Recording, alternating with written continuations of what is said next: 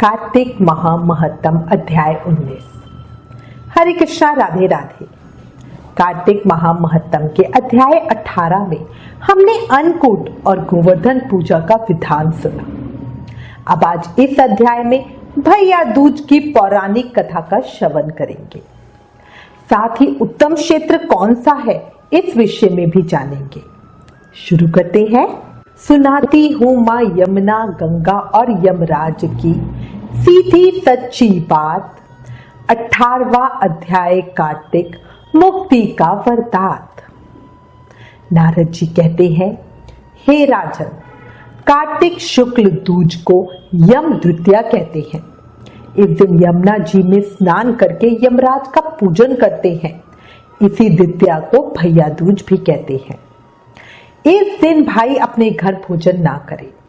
अपनी बहन ना हो तो गुरु की कन्या भी बहन के समान होती है, अतः उसे ही बहन माने।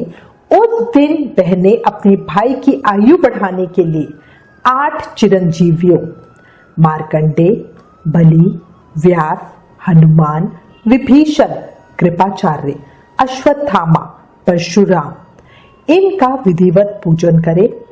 फिर भाई को बुलाकर पहले उसके तिलक लगाएं और फिर ये कहें, सूर्य, चंद्रमा, पृथ्वी, समुद्र, वेद, पुराण, तप, सत्य, ब्रह्मा, विष्णु, महेश, देवता, मुनि तथा धर्म, ये सब मेरे भाई की रक्षा करें।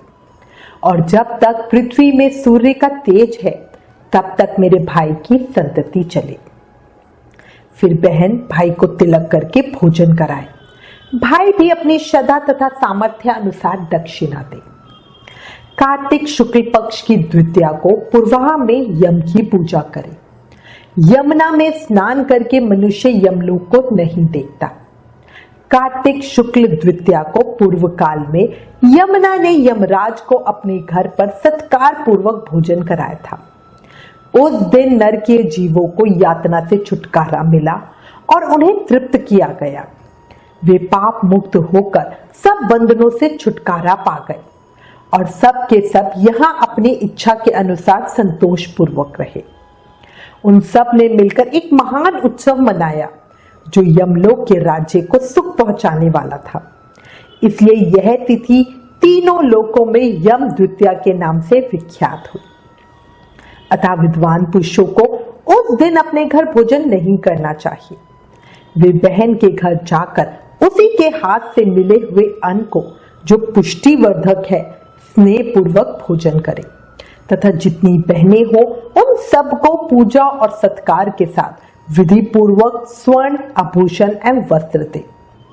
सगी बहन के हाथ का अन्न भोजन करना उत्तम माना गया है।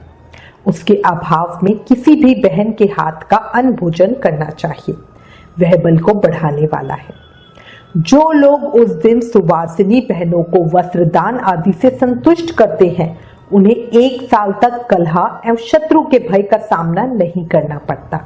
यह प्रसंग धन, यश, आयु, धर्म, काम एवं अर्थ की सिद्धि करने वाला है। इतनी कथा सुनकर राजा पृथु ने नारद जी से पूछा, हे नारद जी, सब क्षेत्रों में उत्तम क्षेत्र कौन सा है? नारद जी कहने लगे, राजन, सब क्षेत्रों से उत्तम गंगा तथा यमुना का संगम है, जिसमें स्नान आदि करने की ब्रह्मा आदि देवता भी इच्छा करते हैं। गंगा के स्मरण मात्र से मनुष्य के अनेक पापों का क्षय हो जाता है तथा गंगा जी में स्नान करने से मनुष्य के पाप नष्ट होकर कई कुल परम पद को प्राप्त होते हैं। गंगा स्नान की अभिलाषा करने से मनुष्य अनेक जन्म के पापों से मुक्त हो जाता है। यह समस्त संसार माया रूपी बंधन से बंधा हुआ है, मगर गंगा इस माया रूपी बंधनों को काटने वाली है। गोदावरी, कृष्णा, रेवा, अमरावती, त्रिंगभद्रा, कावेरी, यमुना, बहुधा, चैत्रवती, ताम्रपर्णी, सरयू आदि सब तीर्थ गंगा में स्थित हैं। काशी क्षेत्र भी सब क्षेत्रों में उत्तम है, जहाँ देवता वास करते हैं।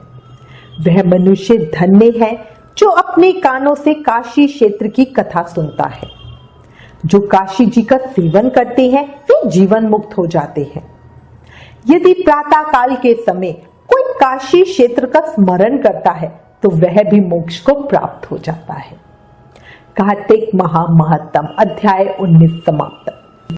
कल कार्तिक महत्तम के अगले अध्याय को सुनेंगे। तब तक नाम जाप करते रहें और याद रखें कलयुग केवल नाम धारा। प्रेम से बोलो हरे कृष्ण कृष्ण कृष्ण हरे हरे, हरे राम राम राम हरे हरे। जय श्री कृष्ण।